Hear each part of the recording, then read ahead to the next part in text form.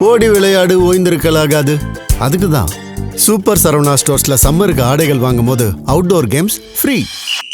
ஓடு ஆடு விளையாடு. சூப்பர் சரவணா ஸ்டோர்ஸ் சம்மர் கோடையை கொண்டாடலாம். செந்தில் பாலாஜி முதல் விஜய் வரை தாங்கள் போட்டியிடும் தொகுதியிலேயே வாக்களிக்க முடியாத நிலைமை. ஓட்டு போடாத முக்கிய கட்சி வேட்பாளர்கள் யார் யார் பார்க்கலாம்.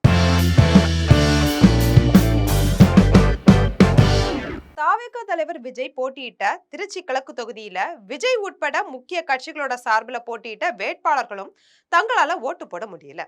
இது பற்றி ஜெம் தொலைக்காட்சி வழங்கும் சிறப்பு செய்தி தொகுப்பை இப்போது காணலாம். திருச்சி கிழக்கு தொகுதியில தாவேகா தலைவர் விஜய், திமுக எம்எல்ஏ இனிகோ இருதயராஜ், அதிமுக வேட்பாளர் ராஜசேகரன் ஆகிய மூவராலும் தங்களால வாக்களிக்க முடியல. விஜய்க்கும் இனிகோவுக்கும் சென்னையில வாக்கு இருக்கு. ராஜசேகரனுடைய வாக்கு திருச்சி மேற்கு தொகுதியில பதிவாகி இருக்கு. இவர்களை போலவே லால்குடி அதிமுக வேட்பாளர் லீமா ரோஸ் கோவையில வாக்காளரா இருக்காங்க. அதே தொகுதியின் தாவேகா வேட்பாளர் கூப்பா கிருஷ்ணனுக்கு ஸ்ரீரங்கத்துல வாக்கு இருக்கு. துறையூர் காங்கிரஸ் வேட்பாளர் லெனின் பிரச்சாரத்துக்கு ஸ்ரீரங்கத்திலையும், தாவேகா ரவிசங்கருக்கு மண்ணச்சநல்லூர்லயும் வாக்குகள் இருக்கு. மணப்பாறை மாமக அப்துல் சமதுக்கு செங்கல்பட்டுலையும், முசிறி திமுக கர்ணை ராஜாவுக்கு திருச்சி மேற்குலையும், தாவேகா விக்னேஷுக்கு லால்குடியிலையும் வாக்குகள் பதிவாகி இருக்கு. ஸ்ரீரங்கம் தாவேகா வேட்பாளர் ரமேஷுக்கும் அத்தொகுதியில வாக்கு இல்ல. திருச்சி மேற்கு தொகுதியில அமைச்சர் நேருவை எதிர்த்து போட்டியிடக்கூடிய அதிமுக கூட்டணி ராஜசேகரன் ஸ்ரீரங்கத்துல வாக்காளரா இருக்காரு. அமைச்சர் நேருவோட மகன் எம்பி அருண் திருச்சி தில்லை நகர்ல வசிச்சாலும் அவருடைய வாக்கு லால்குடி காணக்கிளியநல்லூர்ல இருக்கிறதால தந்தைக்கு வாக்களிக்க முடியாத நிலையில இருக்காரு. தமிழக சட்டசபை தேர்தல்ல 85% வாக்குப்பதிவு நடந்திருக்கு.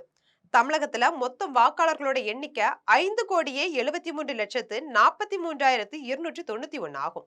இதுல 2,80,30,658 பேர் ஆண்களும், 2,93,04,905 பேர் பெண்களும், 7,728 பேர் மூன்றாம் பாலினத்தவர்களும் இருக்காங்க.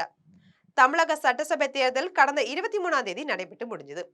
தேர்தல்ல மொத்தம் 4,023 வேட்பாளர்கள் களமிறங்கினாங்க. தேர்தலுக்காக தமிழகம் முழுவதும் 75,064 வாக்குச்சாவடிகளும் அமைக்கப்பட்டுச்சு. சட்டசபை தேர்தலில் கோவை தெற்கு தொகுதியோட திமுக வேட்பாளராக களமிறக்கப்பட்ட முன்னாள் அமைச்சர் செந்தில் பாலாஜி வாக்குப்பதிவு நாள்ல தன்னுடைய வாக்கு செலுத்தலன்ற ஒரு தகவல் வெளியாகி இருக்கு. வழக்கமா கரூர்ல போட்டிட்டு வந்த செந்தில் பாலாஜி கோவையில திமுகவோட வெற்றியை உறுதி செய்யக்கூடிய நோக்கத்தோட இந்த முறை கோவை தெற்கு தொகுதியில களமிறக்கப்பட்டாரு. ஆனா கோவை தெற்கு தொகுதியில அவர் போட்டியிட்டாலும் அவருடைய வாக்கு கரூர் தொகுதியில தான் இருக்கு. வாக்குப்பதிவு நாள் அன்னைக்கு செந்தில் பாலாஜி காலை கரூருக்கு சென்று தன்னுடைய வாக்கு செலுத்திட்டு திரும்புவாரு அப்படின்னு எதிர்பார்க்கப்பட்டுச்சு. ஆனா அவர் கரூருக்கு செல்லாம அன்னைக்கு முழுவதுமே கோவையிலே தங்கிட்டாங்க. இதன் காரணமா அவர் சட்டசபை தேர்தலில் தன்னுடைய வாக்கு செலுத்த முடியல. இது குறித்து திமுக நிர்வாகிகள் கூறும்போது, செந்தில் பாலாஜி நேத்து ஓட்டு போட்டதுக்காக கரூருக்கு செல்லல, அவர் கோவையிலே தான் தங்கியிருந்தாங்க. வாக்குப்பதிவு சமயத்துல கோவை தெற்கு தொகுதியில தேவையில்லாத பதற்றம் ஏற்பட்டா தான் அதை முன்னின்று சமாளிக்கணும் அப்படின்னு அவர் நினைச்சிருக்கலாம். தேர்தலுக்கு முன்னரே அவர் கோவை தெற்கு தொகுதியில குடியேறிட்டாரு. வாக்குப்பதிவு நாள்லயும் கோவையிலே தான் இருந்தாங்க, கரூருக்கு செல்லல அப்படின்னு விளக்கம் அளிச்சிருக்காங்க. இது போன்ற அரசியல் செய்திகளை உடனுக்குடன் தெரிந்து கொள்ள ஜெம் தொலைக்காட்சியுடன் எப்போதும் இணைப்பில் இருங்கள்.